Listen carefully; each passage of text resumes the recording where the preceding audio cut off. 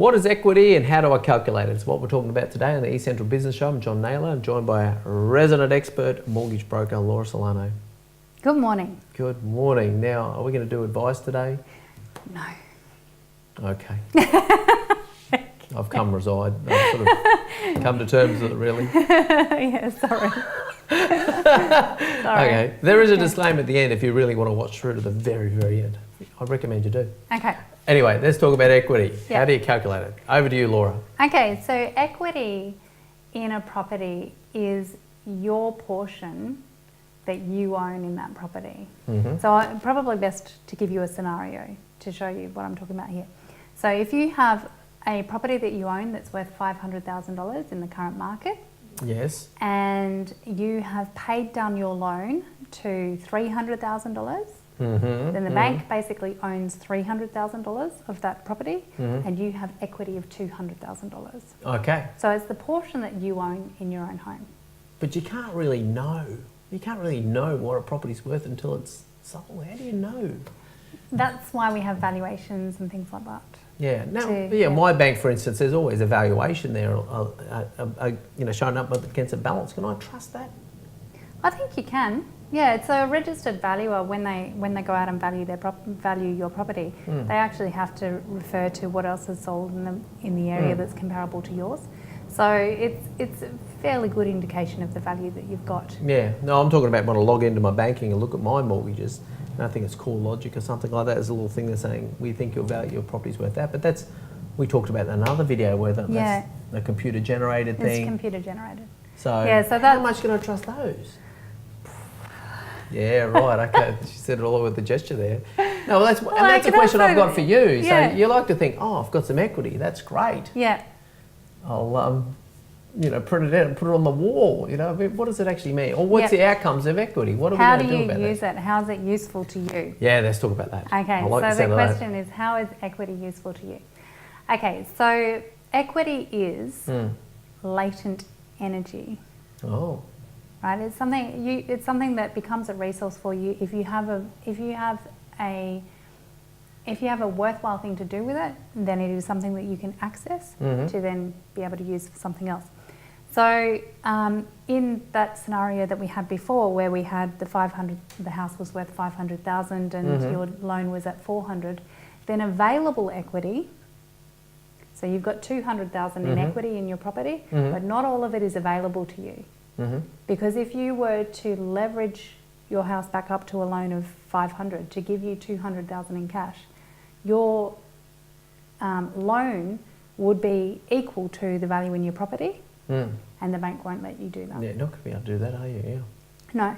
So if we work off an 80% scenario. I'm still with you on this. Yeah. Okay. So your house is worth $500,000 and your current loan is $300,000.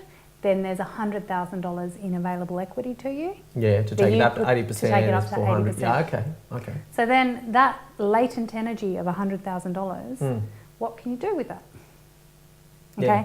so that's where the equity stuff comes in. I kind of see your income as your active energy rather than latent energy. So it's the income that you already have, or the proposed income that you might have from this new thing, say for example buying an investment property, that will help you access the equity, the latent energy in your home to achieve that new transaction and that new venture. Oh, sure. So that $100,000 becomes your deposit on the next property in this nest scenario. egg, and there's the investment. But then also, I mean, I recall a friend of mine who's quite wealthy, and he always lends, 80%. Yep. Okay, but you don't have to. He says, but that's money that I don't have to take out of my bank account to put in the stock market. That's his investment strategy. Yeah. And I get that, yeah. So it's quite important. But then the purposes, so let's even talk about a little bit of that. The sorts of things you can do with that $100,000 aren't necessarily investment things. It might be a swimming pool. Yeah. Now how about, we talked about it off camera. You said there's a bit of stuff, a bit argy-bargy with the lenders at the moment about lending money from your house to support the business. Yeah. Maybe we should touch on that about now. So in terms of equity and the purpose is a big deal, yeah? Yes. So the purpose of what you're going to use those funds for. So if you have equity in your home and it is available to 80% or maybe higher, you can actually go higher. There's additional costs for that. But say you have that equity that's available to you to 80% and you can also demonstrate your serviceability, so you can afford to get that money out, then the question that the lender's going to ask is, what do you want the money for? And if the answer that you give them is acceptable to them, then it's likely that we would be able to get that money out for you to go and do that thing. So some of the things that they will lend money for are things like non-structural renovations to a house. So things like improving painting, gardening, a pool, all of that sort of thing. They may want to see evidence of what it's for, depending on how much you're getting out. So some lenders will want to see a stated purpose, other ones will want to see, no, you need to provide us a contract so that we can see, yes, this is legitimately what you're going to do with this money. Other things that they may say, yes, you can have that equity, is for things like a deposit for a property. So to buy another property, another investment property. Also, if you're working with a financial planner and you have a plan to invest into shares or that type of thing, then that's an acceptable purpose for a lot of lenders as well.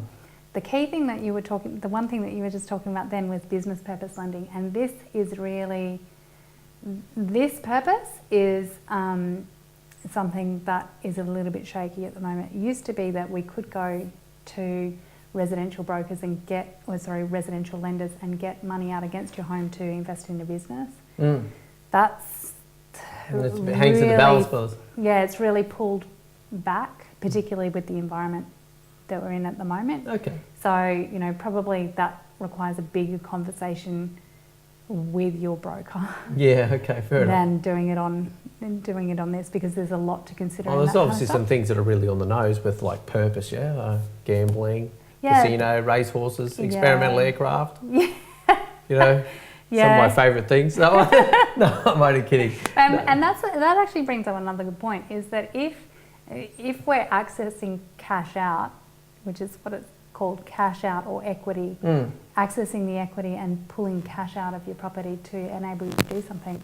If you have a history, which we will see in your bank statements, of going down to X Leagues Club and pulling out $200, $200, $200, $200, we're going to see that and we're going to go... That's the thing about this, isn't it? Because it's not our money. It's the bank's money. They're going to lend us.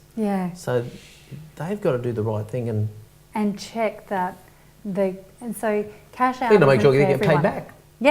Cash out isn't for everybody. It's for people who have a defined purpose for what they want to do, and that who can have $100,000+ sitting in an account and know that they won't touch it.